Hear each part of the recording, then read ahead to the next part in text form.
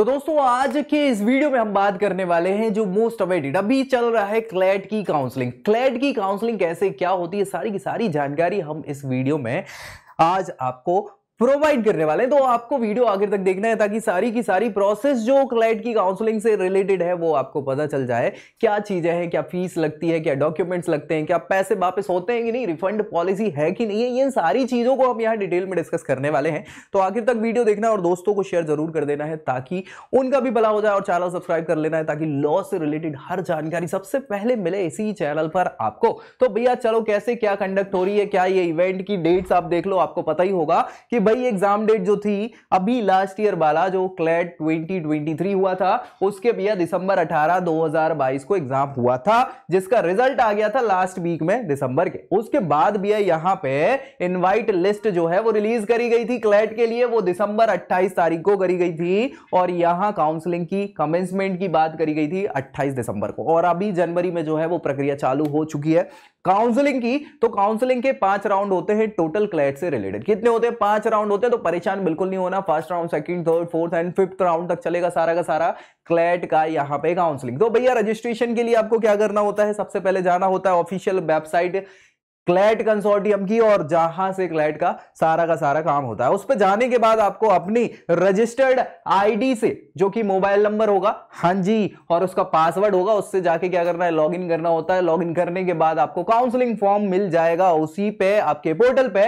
तो भैया registration form को फिलअप कर देना है, और वहां पे आपकी जो चॉइसेस होती हैं उन चॉइस को फिलअप करना है। चॉइस फिलिंग का सारा काम हो जाता है। उसके बाद आपको जो रिलेवेंट डॉक्यूमेंट्स लगने वाले हैं वो सारे के सारे सबमिट करने होते हैं। कौन कौन से डॉक्यूमेंट्स होंगे ये भी मैं आपको बता दूंगा। क्लैट के लिए क्या क्या लगने वाले हैं, यूजी के लिए अलग लगने वाले, पीजी के लिए अलग लगने वाले, वो तो सारी चीजें हम डिस्कस करेंगे ही। फिर भैया आपको क्लैट का काउंसलिंग फीस जो है वो सबमिट करना होता है। जी हाँ, वो कैसे कर सकते हो? कैसे भी कर सकते हो, आजकल तो पर्याप्त ऑप्शन है भाई। आप कैसे चाहे ऑनलाइन करें, हाँ ऑनलाइन में मतलब कैसे, नेट बैंकिंग से, credit card, debit card, UPI, हर मामले से आपका यहाँ पे फी पेमेंट हो जाता है। दोनों की अलग अलग फीसेस हैं। जी हाँ, जनरल के लिए अलग लगेगी और SC ST OBC PWD candidate के लिए अलग फीस है। क्या है वो भी हम डिस्कस करेंगे। और उसके बाद जो आपको रिसीप्ट आएगी, किसकी रिसीट आएगी, वो फी पेमेंट की, वो रख लेना है फ्यूचर यूज के लिए। कई बार लग जाती है तो जरूर रख लेना। ये फॉर्म जो फिलअप करेंगे चॉइस फिल वाला, वो भी निकाल के रख लेना। एक तो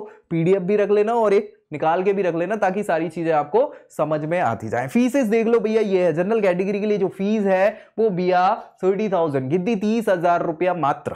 जी हाँ, और 20,000 रुपए बाकी एसटी एससी ओबीसी है ना, जो बैकवर्ड क्लासेस है, ईडब्ल्यूएस है, पीडब्ल्यूडी है, सारी कैटेगरीज के लिए यहाँ पे क्या हो जाने वाला है आपका 20,000 इसकी फीस होने वाली है। रिफंड पॉलिसी है, अलग अलग पॉलिसीज है, डिस्कस करेंगे। बिल्कुल बेफिक्र होकर इसको देखना है अपने को, ताकि सारी चीजें समझ में आ जाए। अब अपडेट करना है हमको क्या, प्रेफरेंसेस। तो प्रेफरेंसेस अपडेट करने के लिए जो एनएलयू है, नेशनल लॉ यूनिवर्सिटीज हैं, उनके लिए प्रेफरेंस करने के लिए क्या है, यहां पे कोई अपॉर्चुनिटी नहीं है एनएलयू प्रेफरेंसेस के लिए काउंसलिंग, है ना, अपडेट करने के लिए। जो कर दी तो कर दी, रैंकिंग मिलेगी। कैसी ranking of national law universities in NIRF law ranking 2022 और अदर रैंकिंग पैरामीटर्स के बेसिस पे आपको रैंकिंग मिलती है। जी हां, और यहां पे आपके जो मार्क्स हैं उनमें से आपने कितने मार्क्स ऑब्टेन करे हुए हैं उसके बेसिस पे कैंडिडेट का हाँ मेरिट तय होता है। प्रीवियस ईयर में क्या क्लैट का कट ऑफ गया था, उस पे क्या सिलेक्टेड एनालिसिस मिले थे, वो भी पैरामीटर देखा जाता है, और फिर बाद में ओन चॉइसेस जो हैं एनालिसिस की वो देखी जाती हैं। तो एलोकेशन ऑफ सीट कैसे क्या हो सकती है, 3 ही ऑप्शन होते हैं, वही या तो एक्सेप्ट कर लेना, या फ्लोट करते रहना, या एग्जिट कर देना। जी हाँ, तो एक्सेप्ट कर देंगे, आपको जो अलॉटेड सीट मिलेगी तो भैया आपकी लॉक कर देना है सीट को, फिर रिलेवेंट डॉक्यूमेंट जो भी है और जो एनएलयू की फीस है वो सबमिट कर देना है, तो बात ही खत्म। अगर नहीं चाहिए वो तो अपग्रेड का ऑप्शन मिलता है, तो अपग्रेड का ऑप्शन करने से आपको डॉक्यूमेंट सबमिट करने हैं और एनएलयू की फीस सबमिट करनी। नहीं तो आप क्या कर सकते हैं, एग्जिट कर सकते हैं। 3 ही ऑप्शन होते हैं आपके पास। सो एग्जिट कर देना है एडमिशन प्रोसेस से, तो यहां पर आपकी एक्सरसाइज एग्जिट कर दो, खत्म। तो कैंडिडेट को फिर आगे के लिए कंसीडर ही नहीं किया जाएगा और वो बाहर हो जाएगा काउंसलिंग से। ये 3 ही ऑप्शन होते हैं। जी हाँ, इसके लिए आपको डॉक्यूमेंट्स फिलअप करने हैं। तो क्लैट यूजी के लिए क्या क्या डॉक्यूमेंट्स लगते हैं? 10वीं कक्षा की मार्कशीट, वो डेट के लिए होती है कि भाई आप पर्टिकुलर इसी डेट पे हुए थे, यही आपका ऑफिशियल डेट के लिए डॉक्यूमेंट माना जाता है। सो 10th और इक्विवेलेंट मार्कशीट, 12th और इक्विवेलेंट मार्कशीट, ये यूजी के लिए बता रहा हूं, है ना, याद रखिए। कैरेक्टर सर्टिफिकेट, ट्रांसफर और माइग्रेशन सर्टिफिकेट, कास्ट सर्टिफिकेट, अगर आप किसी पर्टिकुलर कास्ट से बिलोंग करते हैं तो पीडब्ल्यू कैटेगरी में आते हैं, पीडब्ल्यूडी में, है ना, फिजिकली विकवर्ड, है ना, डिसेबल्ड हैं आप, तो पर्सन विद डिसेबिलिटी जिसको बोला जाता है, अगर आप हैं तो वो आपका सर्टिफिकेट लग जाएगा। और डोमिसाइल मतलब जहां के रेजिडेंट हैं आप, वो डोमिसाइल सर्टिफिकेट लग जाता है अगर जरूरत पड़ी तो। ये तमाम आपके क्या है, डॉक्यूमेंट है क्लैट यूजी के लिए। पीजी के लिए बस एक चीज बढ़ जाती है, क्या बढ़ जाती है? जी हाँ, आपकी मार्कशीट कौन सी? ग्रेजुएशन वाली, 10th 12th और ग्रेजुएशन। बाकी सेम टू सेम सारी चीजें हैं, कहीं एक्स्ट्रा नहीं है इसमें। आपको ट्रांसफर और माइग्रेशन सर्टिफिकेट कुछ एक लग जाता है, या फिर कैरेक्टर सर्टिफिकेट लगेगा, कास्ट सर्टिफिकेट अगर बिलोंग करते हैं तो, पीडब्ल्यूडी कैटेगरी का सर्टिफिकेट अगर आप उससे बिलोंग करते हैं तो, और डोमिसाइल लग जाएगा, जो भी आपको मांगा जाए। बस एक ही चेंज आ जाता है, यहाँ ग्रेजुएशन कर लिए, तब तो पीजी करेंगे ना, सो ग्रेजुएशन की मार्कशीट लगती है, अदरवाइज कुछ नहीं। हाँ, कुछ फोटोग्राफ्स आप जरूर रख लीजिएगा। कौन से वाले?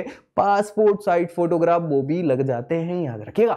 ठीक है भैया, तो बस ये सारी की सारी चीजें थी। फी रिफंड पॉलिसी क्या कैसी है? तो फी रिफंड के लिए अलग अलग चीजें। देखो, सच्चाई ये है कि अगर कोई कैंडिडेट जिसने फी जमा कर दी है और वो कोई भी एडमिशन सिक्योर नहीं कर पाता है काउंसलिंग में, तो 100% उसको क्या हो जाएगी? फी रिफंड हो जाएगी, पूरी की पूरी 100%, अगर उसको कोई नहीं मिली है तो। लेकिन अगर आपने क्या किया है कि यहां पे एग्जिट कर दिया है, अगर एग्जिट कर दिया है तो कुछ ना कुछ पैसा कट के आपको बाकी का पैसा मिल जाएगा, मिलेगा जरूर। फुल रिफंड नहीं होगा। फुल रिफंड कब होगा? कि अगर आपको कोई सिक्योर नहीं हो पाया एडमिशन तो ही। इसके अलावा अगर एग्जिट कर दिया है तो आपका कुछ डिडक्ट होके वापस मिल जाएगा, अमाउंट रिफंड हो जाएगा। और अगर यहां पे इनएलिजिबल एडमिशन अगर फाउंड किया जाता है कि कैंडिडेट इनएलिजिबल है एडमिशन के लिए, तो भी रिफंड तो हो जाएगा, लेकिन कुछ नॉमिनल अमाउंट कट के डिडक्ट होके आपको वापस मिल जाएगा। तो रिफंड पॉलिसी है, बिल्कुल परेशान नहीं होना है। अगर एडमिशन होता है, मिलता है एनएलयू में, तभी फीस लगेगी, उसके अलावा आपकी पूरी फीस नहीं लगेगी, बाकी रिफंड हो जाएगी। ठीक है ना? तो ये सारी की सारी पॉलिसी है किससे रिलेटेड?